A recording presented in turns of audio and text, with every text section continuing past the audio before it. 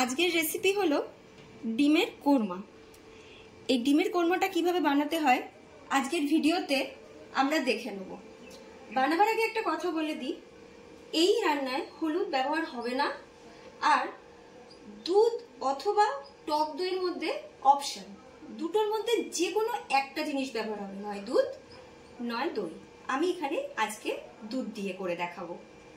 Use করছি Emami healthy tasty rice brand অয়েলটা দিয়ে দেবো। এবার রেড কাউয়ের ঘি, রেড কাউয়ের ঘিটা আমার খুব ভালো লাগে, কারণ এই ঘিটার স্বাদ এবং গন্ধ অতুলনীয়, আমার খুব ভালো লাগে। অল্পতেই অনেকটা গন্ধ হয় এই ঘি। পেঁয়াজ দিয়ে আমি বেরেস্তা ভেজে একটু এটাকে লবঙ্গ, বেরেস্তা ভাজাটা আমার হয়ে গেছে, আমি তুলে নেব। লঙ্কা গুঁড়ো দিয়ে ডিমগুলোকে ওই তেলেতে একটু ভাজা ভাজা করে নেবো, হালকা ভাজবো, খুব একটা বেশি ভাজবো না।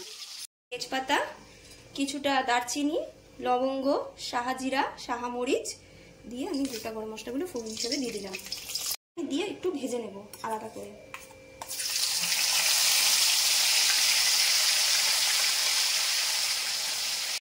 পেঁয়াজটা আমি একটু ভেজে নেব হালকা করে, তারপরে আমি এর মধ্যে আদা রসুন বাটাটা অ্যাড করব। একটু আদা রসুন বাটাটা মিলিয়ে দিয়ে ভালো করে একটু কষিয়ে নিতে হবে। লঙ্কার গুঁড়োটা দিয়ে দিচ্ছি, স্বাদ দিয়েছি, কাজু বাদাম বাটাটা দিয়ে দিলাম।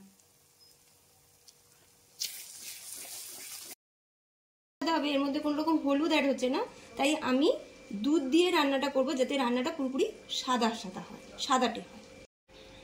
দুধটা অ্যাড করে নিচ্ছি, স্বাদ মতন মিষ্টি, গরম মশলাটা দিয়ে দিলাম,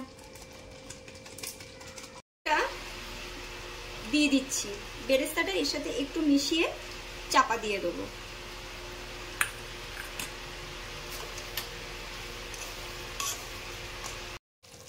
বেরেস্তাটা ছড়িয়ে দিচ্ছি, আবার আরেকবার দিয়ে চাপা দিয়ে দিচ্ছি।